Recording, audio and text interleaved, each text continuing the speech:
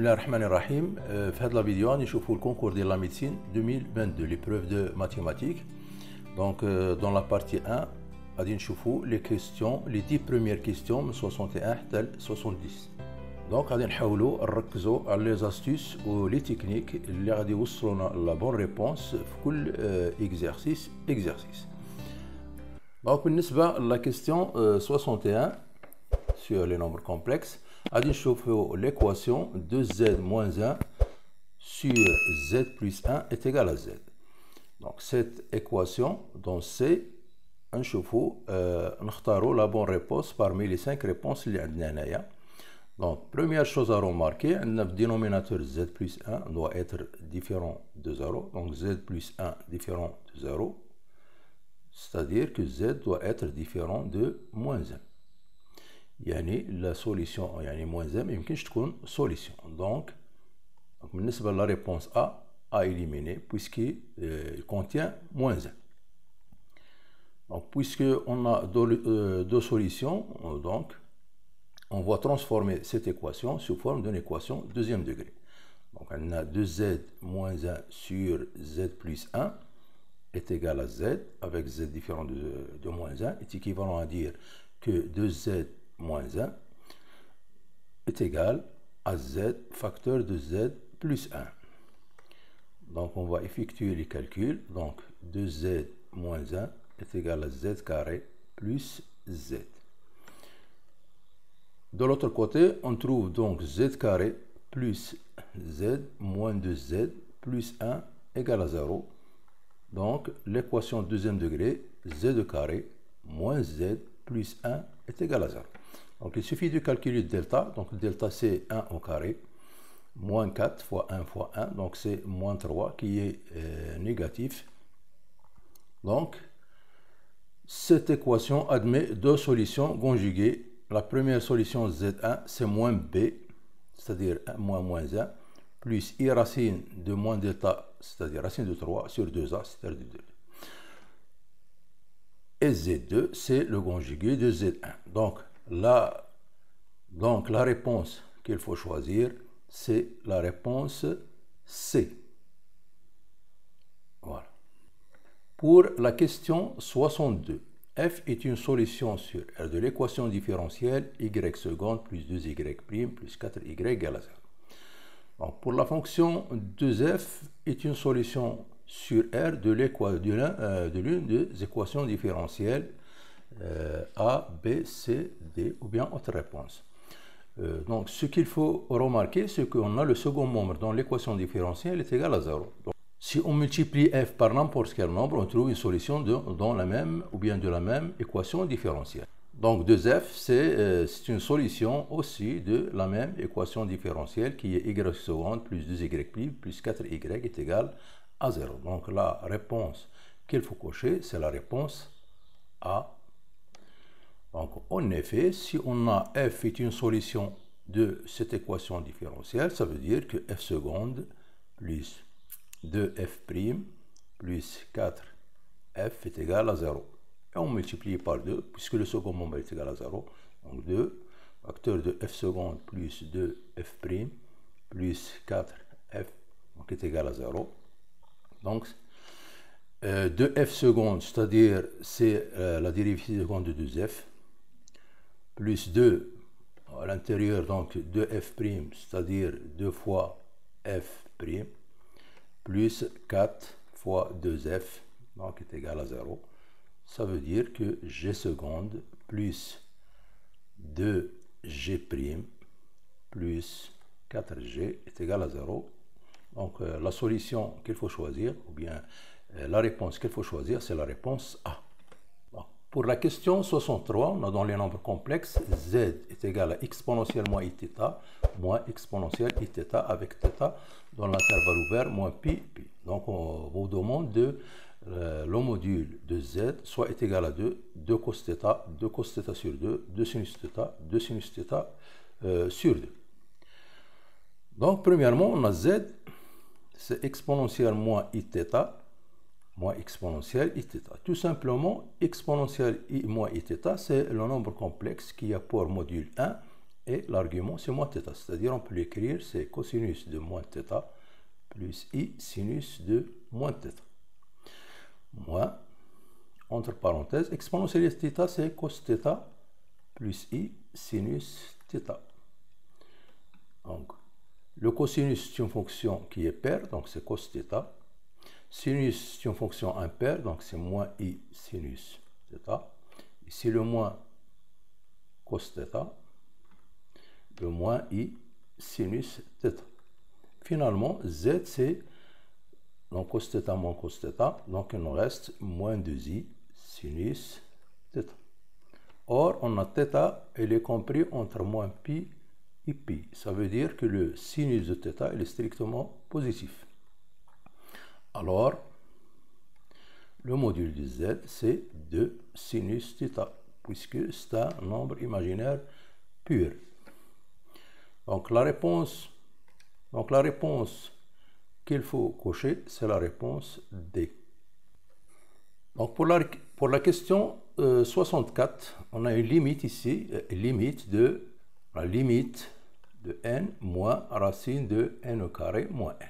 Lorsque n tend vers plus l'infini, on a une forme indéterminée, puisqu'on a ici plus l'infini moins l'infini, la somme c'est une forme indéterminée.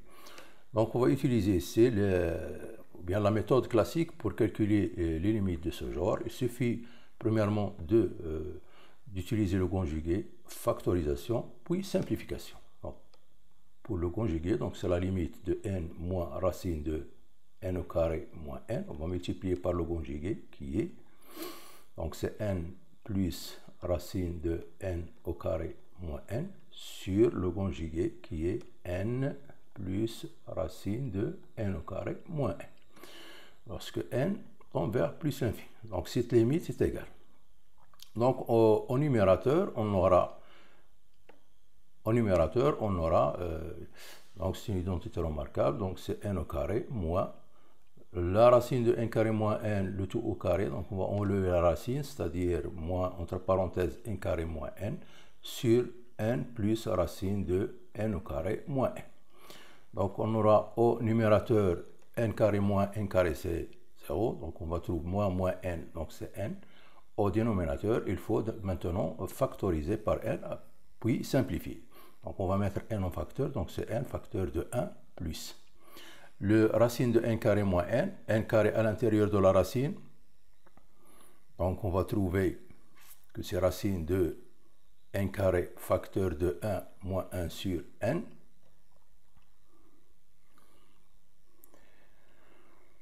Donc le racine de n carré, on va faire sortir le n carré, donc il nous reste, donc c'est la limite lorsque n tend vers plus l'infini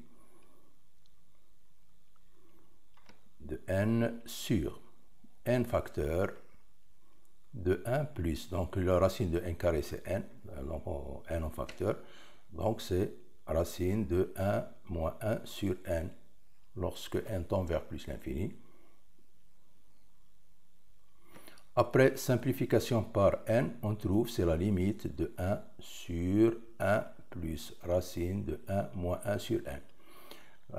Donc 1 sur n tend vers 0, donc on va trouver 1 sur 1 plus 1, donc est égal à 1 demi. Donc la réponse qu'il faut cocher, c'est la réponse C. Donc pour la question 65, dans l'espace, donc on a deux points A et B, l'ensemble des points M et M équidistants des points A et B, c'est-à-dire la distance MA est égale à la distance MB. Donc on sait que dans le plan, si on a un segment AB, l'ensemble des points équidistance A et B, on sait que c'est la médiatrice de AB. Donc c'est la médiatrice de AB. Dans l'espace, donc l'ensemble des points équidistance A et B, c'est un plan. Donc si on a ici A et B, donc l'ensemble des points équidistance A et B, c'est le plan P. Ce plan, les caractéristiques de ce plan, donc premièrement, il est perpendiculaire à la droite AB, c'est-à-dire AB est perpendiculaire à P d'une part, et il passe par le milieu de AB. Et I, appartenant au plan P, de telle façon que I, le milieu de AB. Donc, on peut donner l'équation cartésienne de ce plan. Donc, puisque AB est perpendiculaire au plan P, donc le vecteur AP, c'est un vecteur normal au plan P. On va calculer les coordonnées du vecteur AB. Donc, pour l'abscisse, c'est 2 moins 1, c'est 1. Pour l'ordonnée, c'est 0 moins 2, c'est moins 2. Pour la côte, c'est 1 moins 3, c'est moins 2. Voilà. Donc, est un vecteur normal AP. Donc, l'équation de ce plan va être de cette façon. Donc, c'est x moins 2y moins 2z plus un certain réel d est égal à 0. Donc, il faut chercher le d. Pour chercher le d, il suffit d'avoir un point appartenant au plan P, point I. Et on a I, le milieu de AB appartenant à P. Les coordonnées du milieu AB sont, donc il suffit de prendre la somme. Donc pour l'abscisse, c'est la somme des abscisses sur 2. 1 plus 2, c'est 3, donc c'est 3 demi. Pour l'ordonnée, c'est 0 plus 2, c'est 2 sur 2, c'est 1. Pour la côte, c'est 1 plus 3, c'est 4 sur 2, c'est 2.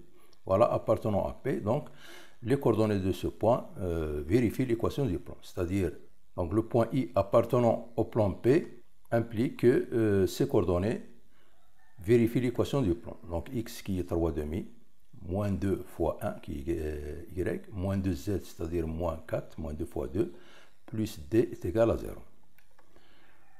Donc on va calculer d, donc d. Donc le d est égal à moins 2 moins 4 de l'autre côté, c'est 6, moins 3 demi, qui est égal à 12 moins 3, c'est 9 demi. Donc finalement, l'équation du plan, c'est x moins 2y moins 2z plus 9 demi égale à 0. Donc il suffit de multiplier par 2 pour avoir l'une de ces équations dans les réponses. Donc c'est 2x moins 4y moins 4z plus 9 est égal à 0. Donc est égal à 0 ou bien est égal à moins 9. Donc la réponse qu'il faut choisir, c'est la réponse B, puisqu'on a 2x moins 4y moins 4z plus 9 égale à 0. Donc c'est la réponse B. Donc pour la question 66, dans l'ensemble C, on a l'argument de iz est égal à 7 pi sur 6 modulo de pi. Donc module de z est égal à racine de 2. Donc la partie, on va chercher la partie imaginaire de z puissance 3.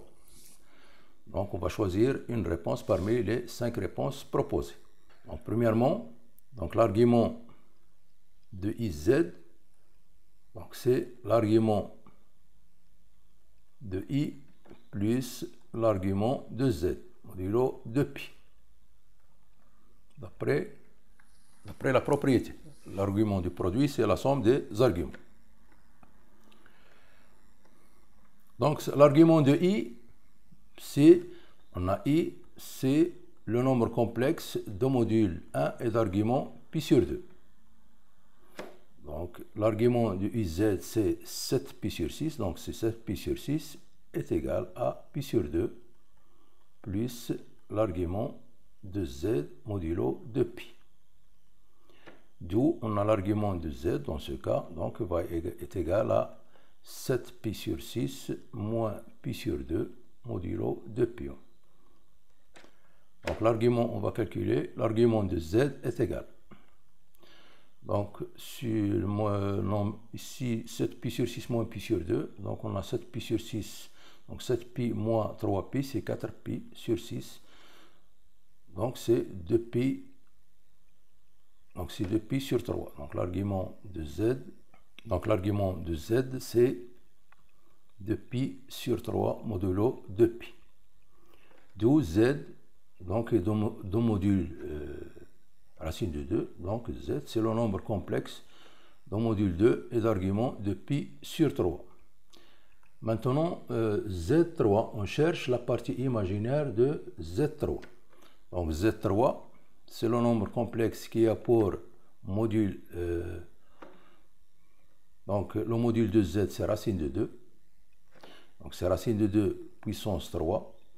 Et on va multiplier 2pi sur 3 par 3 pour l'argument. Donc c'est le nombre complexe qui a pour module 2 racine de 2 et l'argument c'est 0. C'est 0 modulo de pi. Donc ce nombre, c'est un nombre réel, puisque l'argument est égal à 0 modulo pi, c'est un réel positif. Donc l'imaginaire de z puissance 3 donc, est égal à 0. Donc la bonne réponse, c'est la réponse A. Pour la question 67. Donc on a ici un intégral de 0 à 1 d'exponentielle ax sur 1 plus exponentielle ax est égal à 1 sur a avec a un nombre réel non nul. Premièrement, on a l'intégrale de 0 à 1 exponentielle ax sur 1 plus exponentielle ax dx est égal à 1 sur a. Donc si on multiplie par a, on trouve ici a.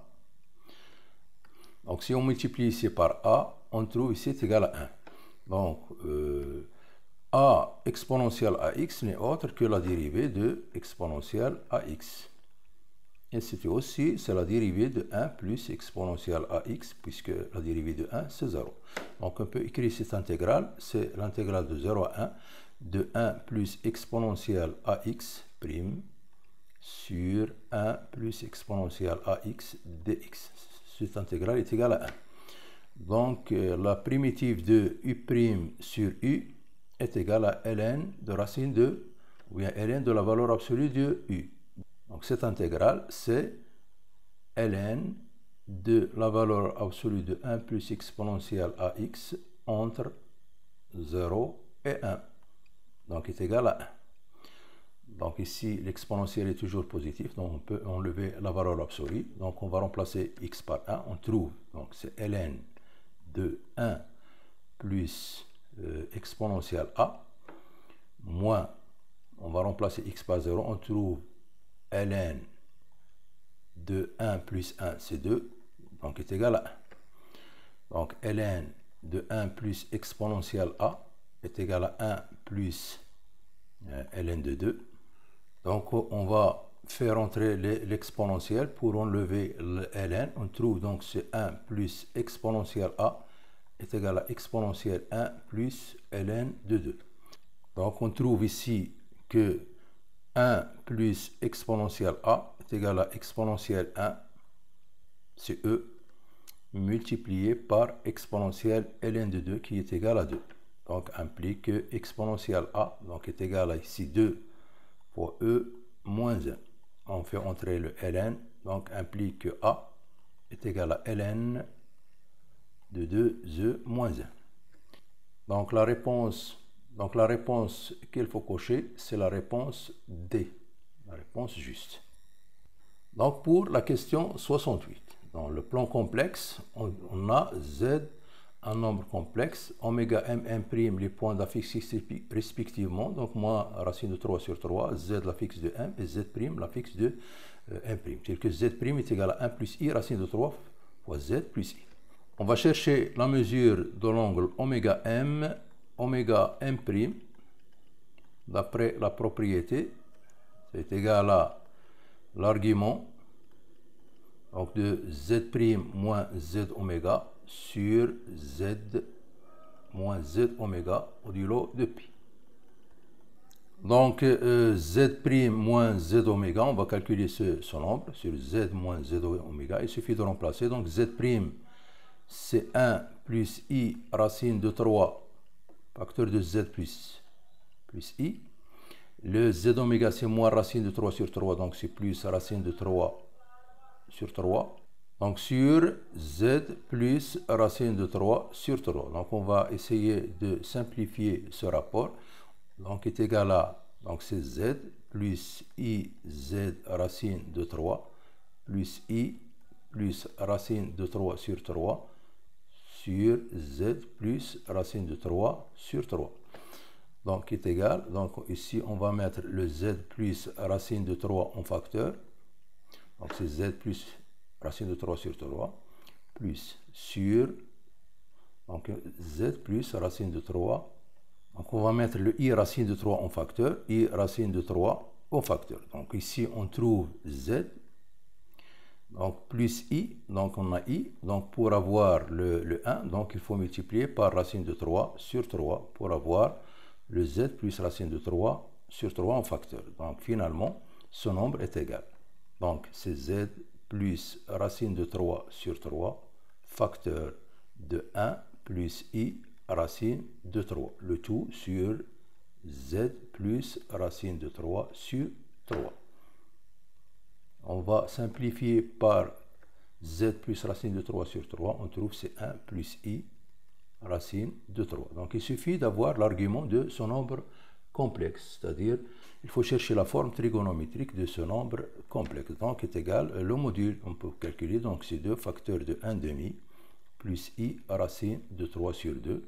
Donc le 1 demi, c'est le cosinus de pi sur 3. Et le racine de 3 sur 2, c'est le sinus de pi sur 3. C'est-à-dire, l'argument de ce nombre complexe, c'est pi sur 3. D'où la mesure de l'angle oméga m', qui est l'argument de ce nombre complexe, donc est égal à pi sur 3 modulo de pi. Donc la réponse qu'il faut choisir, c'est la réponse B. La question 69. ABCD est un carré de côté 1. On place les points E et F respectivement sur les côtés AB et BC, tels que BE est égal à CF est égal à X. X est une variable. On va chercher X pour laquelle l'aire du triangle EFD est minimale. Donc premièrement, donc il faut faire un schéma. Sinon, on n'arrive pas à résoudre cet exercice. Donc le schéma est ici presque obligatoire.